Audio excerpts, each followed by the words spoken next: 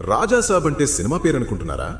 కాదు, ఇది చరిత్రలో అత్యంత భయానికమైన ఒక రాజమహల్ చరిత్ర. ఈ రాజమహల్ రాత్రి 12 దాటితే మనుషుల్ని కాదు, వాళ్ళ ఆత్మల్ని లెక్క పెడుతుంది. అక్కడ అడుగుపెట్టిన ప్రతి ఒక్కరూ ఒకే మాట చెబుతారు, ఇక్కడ ఎవరో చూస్తున్నారు అని.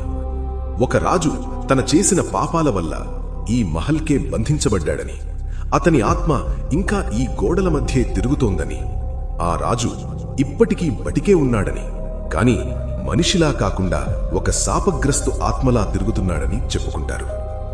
ఇది కథ కాదు, నిజ సంఘటన. దానికి ఉదాహరణలు రాజాసాబ్ మూవీ సెట్లో జరిగిన కొన్ని సంఘటనలే.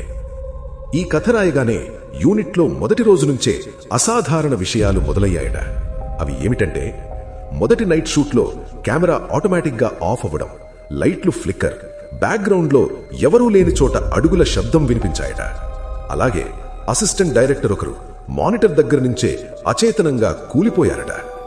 డాక్టర్ ఒకే మాట అన్నాడట, ఇది భయం వల్ల కాదు, ఎనర్జీ లాస్ అవ్వడం వల్ల అని.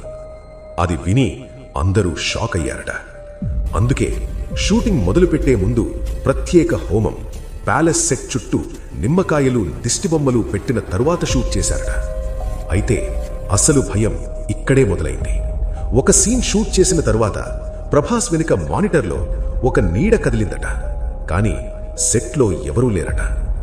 ఆ సీన్ మళ్లీ చూస్తే ఆ నీడ ఫుటేజ్లో లేదట, కేవలం అక్కడున్న వాళ్ల కళ్ళకే కనిపించిందట.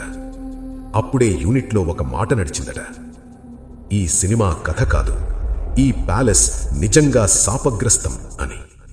అందుకే ఈ కథని సినిమాలో కాదు, నిజ జీవితంలో ఎదుర్కొంటే నీ వెనక నిల్చునేది రాజాసాబే. ఇప్పుడు చెప్పు, నీవు ఒంటరిగా ఉన్నావా, లేదా ఎవరైనా నీకు కనిపిస్తున్నారా? వీడియో నచ్చితే లైక్ చేయండి, మీ ఫ్రెండ్స్ తో షేర్ చేయండి. ఇంకా ఇలాంటి మంచి వీడియోల కోసం మా ఛానల్ ని సబ్స్క్రైబ్ అవ్వండి.